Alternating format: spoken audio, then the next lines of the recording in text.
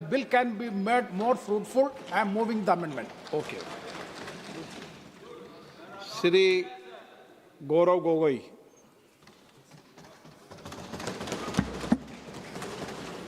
धन्यवाद अध्यक्ष महोदय। इस बिल पर प्रारंभ करने से पहले मैं आपका ध्यान असम में हुए बाढ़ और वहां पर लगभग 70 व्यक्तियों की मौत की तरफ आकर्षित करता हूं और इस सदन से बड़ी पीड़ा मन से, बड़े दुखी मन से केंद्र सरकार से असम के लोगों के लिए एक विशेष पैकेज की मैं गुजारिश करता हूं। सर, मैं शुरुआत करता हूं इस बिल से। और अभी हमने आदरणीय मंत्री जी के वक्तव्य सुना और उनके बात और इस संशोधन वाले बिल का विवरण पढ़ के साफ साफ पता चल जाता है कि ये सरकार शिक्षा विभाग को लेकर गंभीर नहीं है, सुधार नहीं लाना चाहती। ये सिर्फ एक दिखावा का बिल है, क्योंकि ये बिल एक संशोधन बिल है। आज से 2 साल पहले ये बिल लाया गया था, public examinations prevention of unfair act 2024। उस समय में भी एक यूजीसी ये नीट के 2024 के परीक्षा को लेकर पूरे देश भर में लोगों के मन में व्यापक चिंता थी। उस समय में भी इसी तरह आज जैसे मंत्री जी कह रहे हैं, सरकार ने इस बिल का इंट्रोडक्शन करते हुए ये कहा कि ये बहुत ही एक ऐतिहासिक कदम है, एक बहुत बड़ा कदम है और इससे शिक्षा विभाग सुधरेगा और इससे परीक्षा में जो पेपर लीक होते हैं अब नहीं होगा, अब किसी का साहस नहीं होगा। ऐसे कड़े दंड उस समय सरकार ने कहा कि 2024 के बिल में वो लाए हैं। तो जो 2024 के नीट यूजी पेपर लीक पे जो तहकीकात हुई, जो इन्वेस्टिगेशन हुआ, मैं पढ़ना चाहता हूं उसकी स्थिति आज क्या है, ताकि पता तो चले कि ये सरकार 2 साल पहले जो नीट परीक्षा को लेकर जो व्यापक भ्रष्टाचारी हुई उसको लेकर यह सरकार कितनी गंभीर है। बहुत दुख के साथ मैं कहना चाहता हूं कि एक अखबार में आर्टिकल आया 2026 में कि जो 45 व्यक्ति थे जो चार्जशीट हुए थे नीट यूजी 2024 पेपर लीक के मामले में, 45 में से 44 को बेल मिल चुका है। ये है इनकी गंभीरता, ये है इनके छात्रों के प्रति इनकी संवेदना। जो मूल व्यक्ति है जिसको मास्टरमाइंड कहा जाता है, संजीव मुखिया, 11 महीने तक वो फरार था। 11 महीने तक सरकार उसको पकड़ नहीं पाई। अप्रैल 2025 में वो फाइनली उसका गिरफ्तार हुआ और फिर उस मामले में उसको बेल मिल गया। उस मामले में उसको बेल मिल गया। मई 6, 2025 एक दूसरे व्यक्ति रंजीत कुमार बरुआ जो करियर एकेडमी एजुकेशन ट्रस्ट के चेयरमैन है, वो बेल। एक अमित कुमार सिंह जो पेपर सॉल्वर के गैंग में था, उसको मई 7, 2025 को उसको बेल। एक पंकज कुमार जो कैंडिडेट्स को वो सारे कागज लीक करता था मोबाइल फोन के द्वारा, मई 15, 2025 उसको बेल। राकेश जिसका ये आरोप था कि उसने प्रश्न कागज को उसकी चोरी की, उसको बेल। तो ऐसे एक लंबा ब्यौरा है, चाहे वो अमित प्रसाद महाराणा का हो या धीरेन्द्र कुमार पांडा का हो। तो ये कानून उस समय भी विफल था और ये कानून जिस मंशा से आज ला रही है आज भी ये विफल होगा। ये कानून आपकी विफलता का स्मारक है, क्योंकि ऐसे कानून 2024 के में लाने के पश्चात भी 2026 में तो लीक हुआ ना सर। अगर कानून इतना ही सशक्त था तो आज 2 साल बाद ही इतना बड़ा व्यापक लीक कैसे हुआ। और अफसोस की बात है सर, उस समय में भी शिक्षा मंत्री धर्मेंद्र प्रधान थे और जब 2024 का जब पेपर लीक का मामला जब पूरे देश भर में आया तो आपको पता है धर्मेंद्र प्रधान जी ने उस समय क्या कहा। उन्होंने कहा कहां हुआ पेपर लीक? नहीं हुआ पेपर लीक। और आज भी पहले 2.5 महीने तक तो उनका रवैया यही था कि कहीं कोई धांधली नहीं हुई, सरकार ने बहुत अच्छा काम किया है। 21 बच्चों की जान गई, आत्महत्या उन्होंने की। आपको शर्म नहीं आती इस सरकार को कि जिस मंत्री के तहत में 21 बच्चों ने अपनी जान गंवा दी, आत्महत्या की, जब उसने अपने मंत्री पद से इस्तीफा दिया, कल जब वो सदन में आए आपने उनको ऐसा माला पहनाया ताकि जैसे वो पाकिस्तान से जंग लड़के आए हैं, ऐसा माला पहनाया, ऐसा उनका वजूद उनको बड़ा किया मानो कि वो पाकिस्तान से जाकर सीमा पे जाकर जंग लड़के आए हैं। ये है उनकी सच्चाई। दुख लगता है सर। आज ये बात प्रधानमंत्री आते हैं इंस्टाग्राम के रील पर, वो अलग बात है कि जो पहली कैबिनेट बैठक हुई उस कैबिनेट बैठक में शिक्षा को कैसे सुधारा जाए, पेपर माफिया को कैसे खत्म किया जाए, पेपर सेटर के माफिया को कैसे खत्म किया जाए, पेपर सॉल्वर के माफिया को कैसे खत्म किया जाए, टेस्टिंग सेंटर के माफिया को कैसे खत्म किया जाए, प्रिंटिंग प्रेस के माफिया को कैसे खत्म किया जाए, कोचिंग सेंटर के माफिया को कैसे खत्म किया जाए, सिलेबस कैसे स्कूल के सिलेबस के साथ मिले, आउट ऑफ सिलेबस परीक्षा के पेपर ना आए, सीबीएसई के ओएमआर में धांधली न हो, इन सब चीजों पर व्यापक चर्चा करने के बजाय प्रधानमंत्री मोदी जी कहते हैं इंस्टाग्राम पर और ध्यान दो, इंस्टाग्राम पर और ध्यान दो। और प्रधानमंत्री जब आते हैं हाई पावर कमेटी की बात करते हैं, तो 2 साल पहले जो के राधाकृष्ण की जो हाई कमेटी थी उसका क्या हुआ? 2 साल हाई कमेटी आपने गठन की, प्रधानमंत्री केंद्र सरकार के निरीक्षण में एक हाई कमेटी बनी, के राधाकृष्ण फॉर्मर इसरो के चेयरमैन। अगर वास्तविक में उन्होंने इतना बढ़िया काम किया तो 2 साल पश्चात ही आज क्यों दोबारा ऐसा पेपर लीक हुआ? सरकार ये दिखाना चाहती है कि ये बहुत गंभीर है। पिछले कुछ दिनों में पता चला कि एनटीए के लगभग 47 लोगों को बदला गया। सर, मैं इस सरकार से मैं ब्यौरा चाहूंगा कि वे जो 47 लोग हैं जिनको आपने ट्रांसफर किया या सस्पेंड किया, कौन है वो? क्योंकि एनटीए की जो एक्चुअल सैंक्शन कैपेसिटी है, एनटीए की जो सैंक्शन कैपेसिटी है वो 34 की है, 34 की सैंक्शन कैपेसिटी है। ये 47 कौन है? कौन है ये 47? 34 में से तो शायद 10-11 वैकेंसियां हैं, 24 ही है जहां पर लोग बैठे हुए हैं। तो ये जो 47 जो सैंक्शन, ये कौन है? जो आउटसोर्स करके अपने लोगों को लाया एनटीए में, वो लोग हैं क्या? उसका ब्यौरा मिलना चाहिए। हम जानना चाहते हैं, आपने एनटीए के डीजी को बदला और एनटीए के चेयरमैन को रखा, ऐसा क्यों? ऐसा क्यों? आपको एनटीए के डीजी पर विश्वास नहीं, आपने मान लिया कि शिक्षा मंत्री धर्मेंद्र प्रधान जी का इस्तीफा होना चाहिए, आपने ये भी मान लिया, तो आपको एनटीए के चेयरमैन पे इतना विश्वास क्यों? ये हम जानना चाहते हैं। सुनाई दे रहा होगा सर, एक विशेष संगठन के साथ जुड़े हुए हैं, उसका ब्यौरा देख लीजिए, एनटीए के चेयरमैन का ब्यौरा देख लीजिए। इससे पहले वह मध्य प्रदेश के पब्लिक सर्विस चेयरमैन के वो कमीशन के चेयरमैन थे, और उस समय में भी धांधली हुई,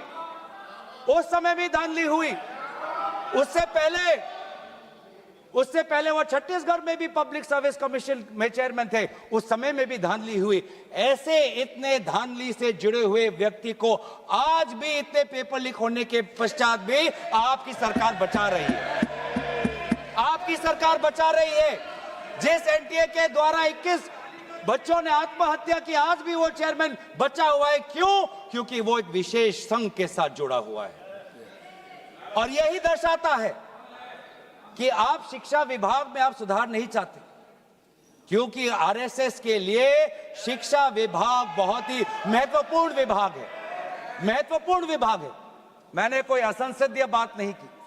आरएसएस के लिए शिक्षा विभाग बहुत महत्वपूर्ण विभाग है, और इसीलिए हम देखते हैं चाहे यूनिवर्सिटीज के वाइस चांसलर्स के अपॉइंटमेंट में हो, कॉलेज के प्रिंसिपल के अपॉइंटमेंट में हो, जब फैकल्टी की बदली होती है उसमें हो, चाहे आउटसोर्सिंग में हो, हर चीज में हम देखते हैं कि जो यूनिवर्सिटी, जिन यूनिवर्सिटी की कल्पना पंडित नेहरू ने एक साइंटिफिक टेम्पर के द्वारा उन यूनिवर्सिटीज के एक सपना देखा था, आज उन्हीं यूनिवर्सिटीज में क्वालिटी पर ध्यान नहीं दिया जा रहा।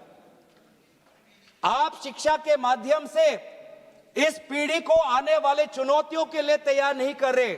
आप शिक्षा के माध्यम से इस पीढ़ी के लोगों को आने वाले समय में आपके दल के सदस्य बने, आपको वोट दे, उसके लिए आप एक माहौल बना रहे हो। यह है आपके लिए शिक्षा का उद्देश्य, यह है शिक्षा का उद्देश्य। और हमने देखा कि वे जो संस्थाएं, चाहे वो आईआईटी हो, चाहे जेएनयू हो, चाहे डीयू हो, देश भर से माता पिता अपने बच्चों को बोल रहे कि जाओ दिल्ली जाओ, अगर दिल्ली नहीं जा सकते तो बॉम्बे जाओ, बिहार में जाओ, लेकिन धरना प्रदर्शन करो। आज शिक्षा की बात है, आपको अपना भविष्य आपको बचाना है। मैं नहीं जा सकता पर मेरी आशीर्वाद तुम्हारे साथ है। एक मां ने एक आशीर्वाद के साथ अपनी बेटी को भेजा, एक बाप ने अपने बेटे के पीठ पे थपथपाकर उसको जंतर मंतर पे भेजा, और डीयू, आईआईटी, जेएनयू कहती है आप मत जाओ। छात्रों को कहती है अगर आप जाओगे तो आपके करियर पर प्रभाव बन सकता है। यह है शिक्षा की संस्थाएं। ऐसे हम आने वाले चुनौतियों के लिए हम भारत का निर्माण करेंगे, अपने युवाओं को हम उनको ताकत देंगे। इसीलिए अगर एक बात इस पूरे घटनाक्रम से निकलती है वो ये है कि आज शिक्षा में ये इस बिल से, जिसमें आपने पेनल्टीज बढ़ा दिए, पनिशमेंट बढ़ा दिए, इससे हमारा शिक्षा विभाग नहीं सुधरेगा। राहुल गांधी जी बार बार कहा कि धर्मेंद्र प्रधान जी सिर्फ एक मुखौटा है आपके शिक्षा विभाग का। आपकी शिक्षा के प्रति जो उनका, आपकी जो नीति है वो सिर्फ एक उसका एक चिन्ह है, एक सिंबल है। उनके हटने से भी शिक्षा में सुधार आएगा। आज भी ना बच्चों को विश्वास आता है इस बात पर, ना हमें इस बात पर विश्वास है। लेकिन इसके पश्चात भी आज शिक्षा पर बातचीत हो रही, आज शिक्षा को लेकर धरना हो रहा है, आज शिक्षा को लेकर जंतर मंतर में हजारों की तादाद पर लोग इकट्ठित हुए। आज शिक्षा के विषय पर सारे दल संगठन सब ने अपने अपने प्रदेशों में, चाहे महाराष्ट्र में हो, चाहे यूपी में हो, चाहे बिहार में हो, चाहे पश्चिम बंगाल में हो, चाहे या असम में हो, सब जगह विभिन्न राजनीतिक दल संगठन और इन दल संगठन से अलग सारे युवा सड़क पे आ गए। सब ने अपने शिक्षा की मांग की। और क्यों मांग की? उनके दुख को पहले हमें समझना चाहिए, उनके पीड़ा को हमको समझना चाहिए, वो उनके अंदर जो नाराजगी है उस बात को हमें समझना चाहिए। नहीं तो किसी का इतना साहस नहीं कि सड़क पे आके गर्मी बारिश, सड़क पे सोना, पुलिस की लाठी खाना, दिन दिन भूख हड़ताल पे रहना, सबकी इतनी साहस नहीं है। ये साहस कहां से आता है? ये साहस आता है उस दर्द से, जिस दर्द में अपने भविष्य को लेकर वो विवश हैं, जिस दर्द में अपने देश के भविष्य को लेकर वो विवश है, जिस दर्द को वो आज के समाज में उसको व्यक्त भी नहीं कर सकते, सरकार से सवाल भी नहीं पूछ सकते। और बहुत ही बढ़िया एक व्यक्ति ने इस पूरे जो दर्द है, इस दर्द के बारे में बात करते हुए गोपाल दास नीरज के गीत की बात करता है। वो व्यक्ति, जिस व्यक्ति से राहुल गांधी जी मिलने गए, उसने कहा, उसने हमें याद दिलाया कि नीरज की वो पंक्तियां, स्वप्न झरे फूल से, मीत चुबे शूल से, लुट गए सिंगार सभी, भाग गए बबूल से, और हम खड़े खड़े बहार देखते रहे, कारवां गुजर गया गुबार देखते रहे। ये बच्चों की वो दुख है। क्या करें? हमारे पास पैसे नहीं है इतने कि हम पेपर खरीद पाएं। 30-30 लाख का पेपर हमें खरीदने के पास, हमारे पिताओं के पास इतने सामर्थ्य नहीं है। वो दुख है, वो नाराज है, और इसीलिए जब वो दुख से वो लड़ नहीं पाते तो आत्महत्या पर आ पड़ते।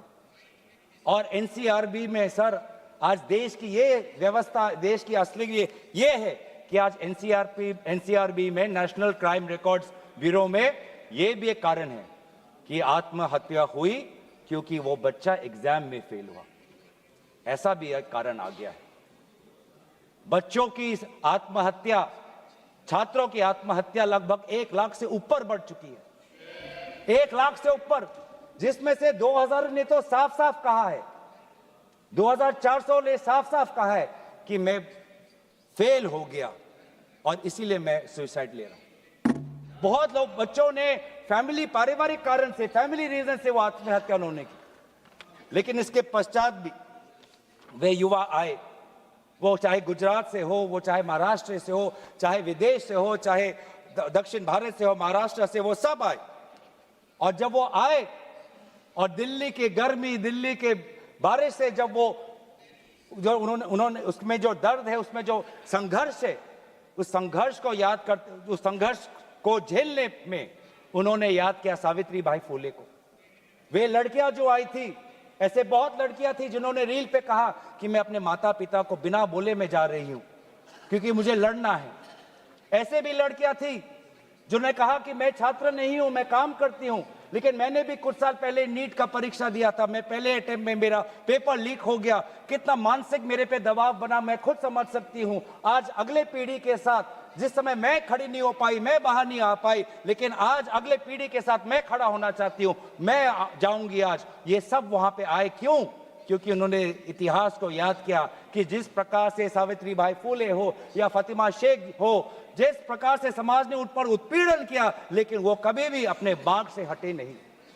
युवा लोग आए, एक लड़का था हरे शर्ट में, वो पुलिस को बोल रहा कि आ मार, मुझे मारो, मारो सर मारो। उसमें वो भगत सिंह का जज्बा हमें दिखाई दिया। हमेशा उसने हाथ नहीं उठाया, उसने खाली बोला कि मारो, क्योंकि ये थी लोगों की और युवाओं की ताकत कि अब वो डर उनसे चला गया, डर खत्म हो गया, डर गायब हो गया। लाठी है, दर्द होगा, रात को सोने में मुश्किल होगी, लेकिन सब लोग कह रहे थे कि कुछ नहीं होता, अगर शिक्षा के लिए, अपने भविष्य के लिए अगर मुझे 2-3 लाठी भी खानी पड़ेगी तो मैं लाठी खाने जाऊंगा। ऐसे भी लोग थे जो 20 जुलाई के रात को आए। वो 20 जुलाई के सुबह नहीं थे, 7 बजे नहीं थे, 4 बजे दोपहर को नहीं थे, वो रात को 10 बजे आए। क्यों? क्यों? उनको दुख हुआ। उन्होंने रील में देखा कि किस प्रकार से पुलिस वालों ने बच्चों पर हाथ उठाया और उन्होंने बोला कि चलो मैं भी एक लाठी खाने जाऊंगा। ये है हमारा युवा शक्ति। मैं इस सदन से भारत के युवा समाज को मैं नमन करता हूं, आभार प्रकट करता हूं, शुभकामनाएं मैं देता हूं, धन्यवाद देना चाहता हूं कि आपने हमें दोबारा याद दिलाया कि लोकतंत्र का मतलब क्या है। आपने दोबारा हमें याद दिलाया कि सवाल पूछना आप सबका, हमारा सबका मौलिक अधिकार है। हमने वो भी देखा उस मध्य प्रदेश से आए हुए आदमी को जिसके सर पर खून निकल रहा था। क्यों? क्योंकि कांटों से भरा हुआ एक डंडा उसके सर पर पड़ा और उसने तब भी वो पीछे नहीं हटा। खून से लथपथ उसका चेहरा, उस समय भी पुलिस को ललकार रहा था कि देखो ये लोकतंत्र है, लोकतंत्र में जनता जनार्दन है, जनता प्रजा राजा होता है। ये है वहां की उस ताकत। बहुत लोग कहते हैं कि बहुत से गलत शब्द भी उस सभा में, जंतर मंतर में किए गए। मैं उन गलत शब्दों का जो मर्यादा से बहुत दूर है, अमर्यादित है, उन शब्दों का समर्थन नहीं करता, लेकिन उन शब्दों के बारे में भी याद करना चाहिए जो बाकी बच्चों ने हमें याद दिलाया। किसी एक बच्चे ने याद दिलाया वसीम बरेली की कविता, जिसमें लिखा है, जो उसूलों पर आंच आए तो टकराना जरूरी है, जिंदा हो तो जिंदा नजर आना जरूरी है। ये हैं बच्चे, ये है वो बच्चे और जो अलग अलग प्रदेश से आए हैं। मैं धन्यवाद देना चाहता हूं कि इन्होंने अपनी इंसानियत दिखाई। हर वो बेटी जो वहां जाती थी वो कहती थी कि ये जंतर मंतर, ये ऐसा एक जगह बन गया है जहां पर मैं अपने आप को सुरक्षित महसूस करती हूं। जब पुलिस की लाठी आती है तो कोई अनजाना व्यक्ति, कोई अनजाना उसके सामने आकर अपने शरीर से उस लड़की को बचाता है। डंडा उसके लड़के के शरीर पर पड़ता है। वो लड़का कहता है कि इस उंगली से मैंने पिछली बार कमल पर वोट डाला, आज इसी उंगली को कमल के पुलिस ने तोड़ डाला। ये है यह है उनका साहस। आज समाज, मैं पूरे छात्र के साथ पूरे समाज को भी मैं धन्यवाद करना चाहता हूं। उस गुरुद्वारों को मैं के संचालकों को मैं धन्यवाद करना चाहता हूं जिन्होंने अपना दरवाजा खोला, लोगों को वहां पे शरण दिया। ये है हमारी देश की खूबसूरती। मैं धन्यवाद देना चाहता हूं कि देश भर से लोगों ने फोन किया कि मैं वहां जा नहीं सकता, लेकिन स्विगी के द्वारा उन बच्चों को खाना तो पहुंचा सकता हूं। मैं धन्यवाद करना चाहता हूं उन वकीलों का, वो चाहे सुप्रीम कोर्ट के बाहर हो, चाहे वो जंतर मंतर पे आए हो, सब ने बोला कि लोकतंत्र के साथ, संविधान के पक्ष में आज हम सब यहां पे खड़े हैं। लेकिन जहां पर हमने हमारी खूबसूरती देखी, जहां पे हमने इंसानियत देखा, जहां पर हमने लोकतंत्र की ताकत देखी, जहां पर हमने लोकतंत्र की ताकत देखी, वहीं पे हमने इस सरकार की क्रूरता भी देखी। हमने देखा आपने किस प्रकार से पैलेट गन का इस्तेमाल किया, हमने देखा किस प्रकार से आपने इलेक्ट्रिक बेटन का इस्तेमाल किया, हमने वो भी नजारा भी देखा कि किस प्रकार से एक पुलिस कर्मचारी ने एक लड़की के गाल पर थप्पड़ मारा। वो एसीपी का नाम भी हमें याद है, उस पुलिस कांस्टेबल का चेहरा भी याद है जिसने अपने डंडे के साथ एक लड़की के प्राइवेट पार्ट पे उसने आक्रमण किया। हमें याद है वो लड़कियां जिन्होंने उनके आंसू निकल रहे थे आंखों से और कह रहे थे कि पुलिस वाले उनको मां बहन की गाली दे रहे थे। हम भूलेंगे नहीं वो बच्चियों जिन्होंने कहा कि मेरे पीठ पे जो कपड़े थे उन कपड़ों को इस पुलिस ने फाड़ दिया। ये है असलियत। और इसीलिए बार बार हम मांग कर रहे हैं कि किसने आदेश दिया, वो आदेश कहां से आया कि पैलेट गन का इस्तेमाल हो, किसने आदेश दिया, किसने आदेश दिया कि आंसू गैस का इस्तेमाल हो, किसने आदेश दिया कि लाठी पैरों पे नहीं लाठी सर पे पड़नी चाहिए, किसने वो आदेश दिया। और इसीलिए बार बार राहुल गांधी जी ने भी चिट्ठी लिखी है और आज भी हम देखते हैं कि अब सारी हम बातें कर रहे हैं। आज इस सदन में, इस सत्र में इस विषय पर भाग इसलिए लेना चाहते हैं क्योंकि हम सरकार से जवाब चाहते हैं और विशेष रूप से गृह मंत्री से जवाब चाहते हैं। गृह मंत्री से हम जवाब चाहते हैं। मेरा ये कहना है सर, गृह मंत्री से हम जवाब चाहते हैं। यहाँ पर बैठे हैं सर, आज ये बिल क्यों आया है, ये बिल क्यों आया है, ये बिल क्यों आया है, ये बिल क्यों आया है समझना चाहिए।